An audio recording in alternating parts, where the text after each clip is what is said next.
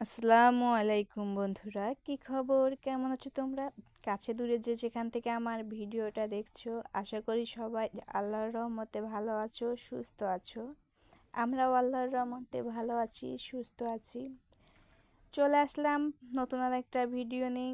আশা করি আমার ভিডিও তোমাদের সকলের ভালো লাগবে। আজকে এখানে আমি গরুর মাংসটা হাতে মেখে রান্না করব।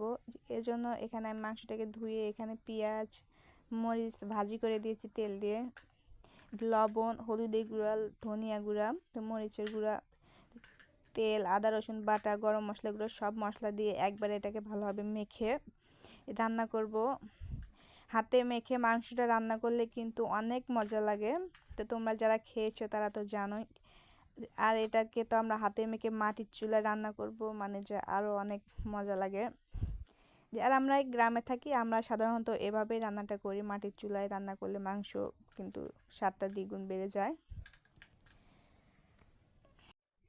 আর মাংসটা এখানে আমি যে ভালোভাবে মেখে নিয়ে নিচ্ছি। আর আমার ভিডিওতে যারা নতুন ভিজিট করেছেন তারা অবশ্যই আমার চ্যানেলটিকে সাবস্ক্রাইব করবেন, লাইক কমেন্ট শেয়ার করবেন, কারণ আপনার একটা লাইকই পরে আমার ভিডিওটা হাজার হাজার মানুষের কাছে পৌঁছে দিতে। আর আমার গত ভিডিওতে যেসব আপু ভাইয়ারা সুন্দর সুন্দর কমেন্ট করেছেন তাদেরকে অসংখ্য অসংখ্য ধন্যবাদ, কারণ আপনার একটা সুন্দর কমেন্টের জন্য কিন্তু আমি নতুন আরেকটা ভিডিও করার উৎসাহ পাই। আর এখান থেকে মাংসটাকে এই যে কষিয়ে নিয়ে নিচ্ছি। আর একটু কষানো হলে এর ভিতরে আমি আলু দিয়ে দেব, কারণ আমার ছোট বাচ্চারা আছে, তারা আলুটা খেতে খুব পছন্দ করে।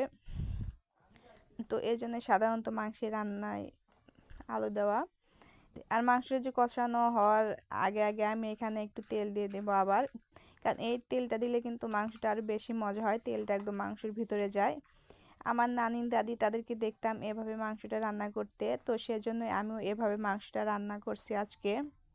আর আমার মাংসটা এখানে কষানো হয়ে গেলে এখানে আমি একদম ফুটন্ত গরম পানি দিয়ে দেবো মাংসে, কারণ গরম পানি দিলে কিন্তু মাংসের স্বাদটা আরও মানে বেশি হয়।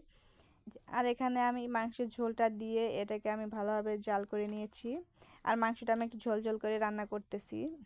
আর রান্নাটা হয়ে গেলে এখানে আমি বাগার দিয়ে দেব।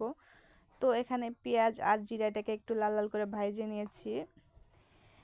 আর মাংস রান্নার শেষে বাগার দিলে কিন্তু মাংসটা মানে খেতে অনেক মজা লাগে। আর সব শেষে এখানে আমি একটু ভাজা জিরার গুঁড়ো দিয়ে দিচ্ছি।